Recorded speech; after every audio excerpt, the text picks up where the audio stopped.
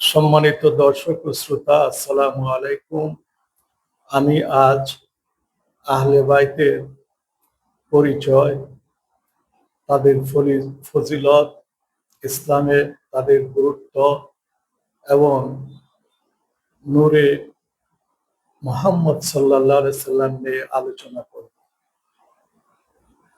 আহলে বাইত হলো নবী পরিবারের সদস্যদেরকে আহলে বাইত বলা হয়। পবিত্র কুরআন এবং বহু হাদিসের ভিত্তিতে আহলে বাইতের যে সকল সদস্য আছেন তাদেরকে নির্ধারিত করা হয়েছে। এর মধ্যে 5 জন প্রধান সদস্য হলেন মহানবী হযরত মুহাম্মদ সাল্লাল্লাহু আলাইহি ওয়াসাল্লাম স্বয়ং নিজে, হযরত আলী, ফাতিমা, হাসান এবং হুসাইন রাদিয়াল্লাহু আনহুম। এই 5 জনকে বলা হয় পাক পাঞ্জেতন। শিয়া এবং সুন্নি সকল মযহাবে এই 5 জনকে আহলে বাইতের সদস্য রূপে গণ্য করা হয়। শিয়া মযহাবে হযরত আলীর বংশধারায়, হযরত হুসাইনের বংশধারায় আরো যে সকল ইমাম 9 জন ইমাম রয়েছেন, ইমাম মাহদী আলাইহিস সালাম পর্যন্ত, তাদেরকেও আহলে বাইতের অন্তর্ভুক্ত করা হয়। এছাড়া নবী করিম সাল্লাল্লাহু আলাইহি সাল্লামের পবিত্র স্ত্রীগণ, বনু হাশিম গোত্রের লোকজন, তাদেরকেও আহলে বাইতের অন্তর্ভুক্ত করা হয়।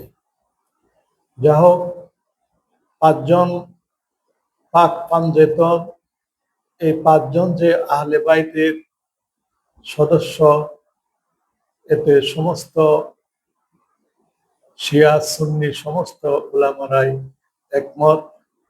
এই 5 জনের ধারাবাহিকতায় সর্বশেষ ইমাম, পৃথিবীর শেষ জমানায়, আখেরি জমানায় যিনি আবির্ভূত হবেন, তিনি হলেন ইমাম মাহদী আলাইহিস সালাম।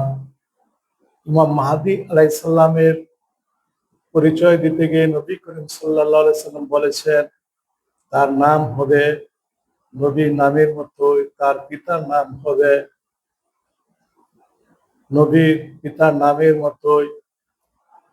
তিনি মধ্যম আকৃতির হবেন, তার কপাল হবে খুব উজ্জ্বল, নাক হবে উঁচু এবং তিনি দেখতে অনেকটা নবী করিম সাল্লাল্লাহু আলাইহি সাল্লামের চেহারার সঙ্গে মিলে যাবেন এবং তার চরিত্র, আখলাক, বৈশিষ্ট্য, আচরণ অনেকটা নবী করিম সাল্লাল্লাহু আলাইহি সাল্লামের মতোই হবে। তিনি আখেরি জামানায় পৃথিবীতে আসবেন, জুলুম এবং পাপে পরিপূর্ণ পৃথিবীকে তিনি ন্যায়, ইনসাফ এবং শান্তি দ্বারা পরিপূর্ণ করে দিবেন। তিনি ভণ্ড, মিথ্যাবাদী ও প্রতারক শাসক দাজ্জালকে হযরত ঈসা আলাইহিস সালামের সহযোগিতায় পরাজিত করে জেরুজালেমকে কেন্দ্র করে সারা দুনিয়ায় ইসলামী খিলাফত প্রতিষ্ঠা করবেন। কাজেই দেখা যাচ্ছে যে ইমাম মাহদী আলাইহিস সালাম অনেকটা নবী করিম সাল্লাল্লাহু আলাইহি সাল্লামের বৈশিষ্ট্য নিয়ে দুনিয়াতে আসবেন। এই বিষয়টি মেডিকেল সায়েন্স বা জেনেটিক্সে আলোচিত হয়েছে। পূর্ববর্তী বংশধরের কোনো বৈশিষ্ট্য যদি পরবর্তী কোনো বংশের লোকের মধ্যে পাওয়া যায়, সেটিকে বলা হয় অ্যাটাভিজম। তাহলে দেখা যাচ্ছে যে ইমাম মাহদী আলাইহিস সালাম অ্যাটাভিজমের প্রক্রিয়ায় দুনিয়াতে আসবেন নবী করিম সাল্লাল্লাহু আলাইহি সাল্লামের বৈশিষ্ট্য নিয়ে। নবী করিম সাল্লাল্লাহু আলাইহি সাল্লামকে পবিত্র কোরআনে একটি নূর বলে অভিহিত করা হয়েছে। যেমন আল্লাহ পাক বলেছেন, আদ জাআকুম মিনাল্লাহি নূরুন ওয়া কিতাবুম মুবিন। তোমাদের নিকট আল্লাহ তাআলা একটি নূর এবং সুস্পষ্ট কিতাব বা কোরআন পাঠিয়েছেন। নূর বলতে আমরা নবী করিম সাল্লাল্লাহু আলাইহি সাল্লামকে বুঝি। নূর ওই জিনিসকে বলা হয়, ওই প্রদীপ, আলো বা টর্চকে বলা হয়, যার দ্বারা অন্ধকার বিদূরিত হয়।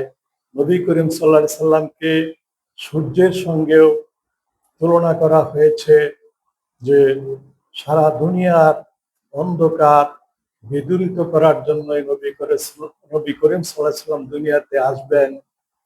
কাজে নবী করিম সাল্লাল্লাহু আলাইহি সাল্লাম এমন একটি দর্শন, এমন একটি শিক্ষা, এমন একটি সায়েন্স নিয়ে এসেছিলেন, যেটির দ্বারা দুনিয়ার সমস্ত অন্ধকার বিদূরিত হয়েছিল।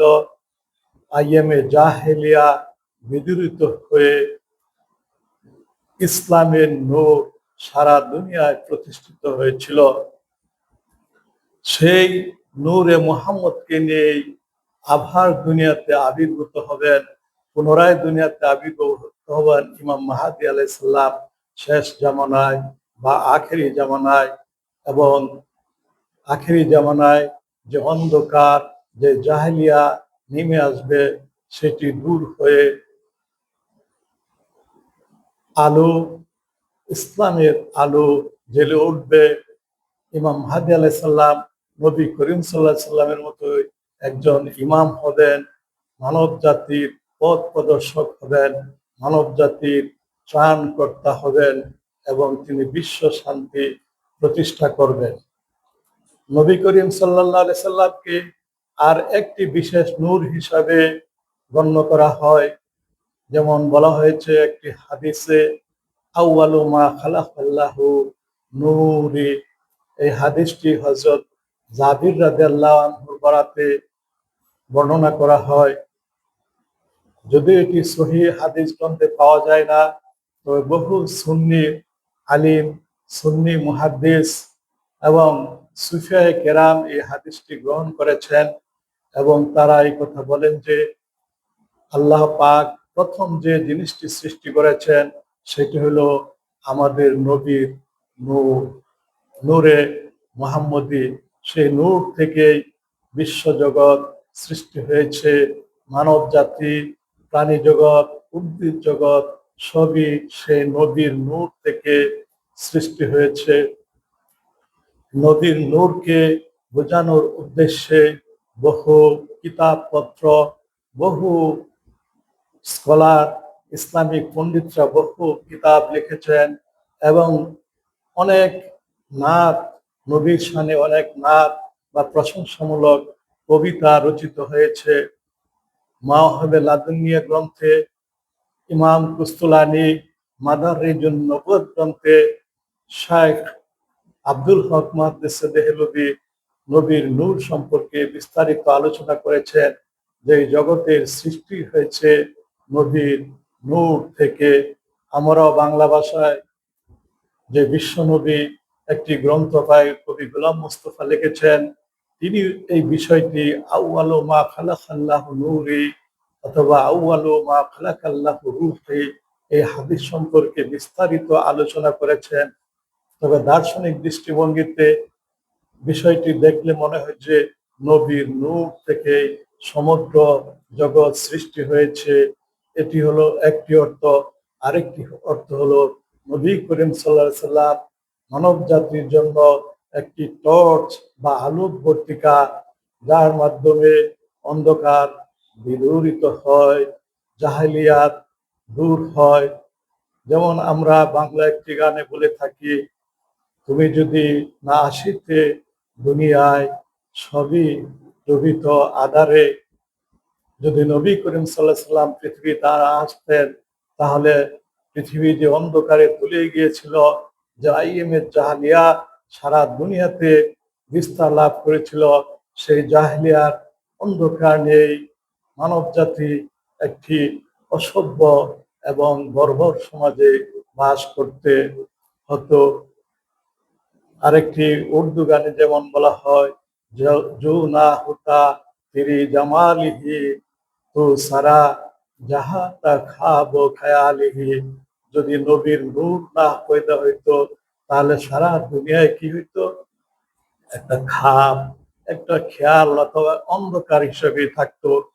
কাজেই আহলে বাইতের গুরুত্ব আমরা এই জন্যই আমরা দিয়ে থাকি যে এই নূরে মুহাম্মদ আহলে বাইতে ধারণ করে থাকেন, এই জন্যই তাদেরকে নবী করিম সাল্লাল্লাহু আলাইহি সাল্লামের উত্তরাধিকারী বলা হয়।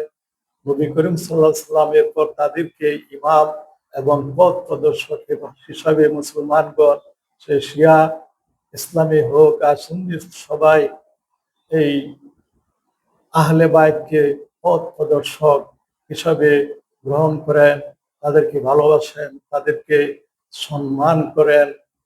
এই আহলে বাইতের মধ্য থেকে ইমাম মাহদী আলাইহিস সালাম শেষ জমানায়, আখেরি জমানায় পৃথিবীতে আসবেন, সে নূরে মুহাম্মদকে ধারণ করে, যার আলোতে আধার, সকল আধার বিদূরিত হবে এবং সারা দুনিয়ার মানুষ আলোকিত হয়ে আল্লাহর উপাসনা করবে, এক আল্লাহর ইবাদত করবে এবং আল্লাহর কিতাব অনুযায়ী সারা দুনিয়াতে শান্তি প্রতিষ্ঠিত হবে। কোরআনের যে শিক্ষা সেটি প্রতিষ্ঠিত হবে, সারা দুনিয়ার মানুষ উপকৃত হবে। মানব জাতি নরকের অগ্নিকুণ্ড থেকে পরিত্রাণ লাভ করে আখিরাতে জান্নাতে যেতে সক্ষম হবে। কাজে আমরা প্রতি নামাজে আমরা যে দরুদ শরীফ পড়ে থাকি, আমরা আলে মুহাম্মদের উপর দরুদ পড়ে থাকি। কাজে এই বিষয়টি স্মরণ রেখে আমাদের সকলেই নবী এবং তার বংশের লোকদের উপর, তার আহলে বায়তের উপর দোয়া করা, তাদের উপর দরুদ পাঠ করা, তাদেরকে আশীর্বাদ করা আমাদের সকলের কর্তব্য। আসসালামু আলাইকুম ওয়া রাহমাতুল্লাহ।